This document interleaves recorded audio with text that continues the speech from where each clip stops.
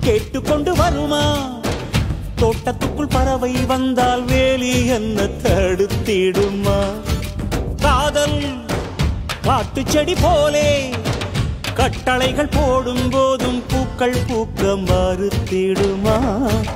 புலி வாழும் குகையுள்ளே கிளி வாழும் வீரத்தை மனதோடு தந்திடுமே காதல்தான்.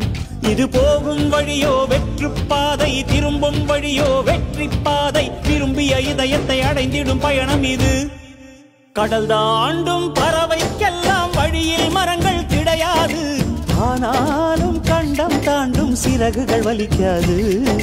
மலையேறும் எறும்பின் கால்கள் வெயிலை மிதித்து உடையாது. மனதோடு காதல் வந்தால் மனிதா தடையேது.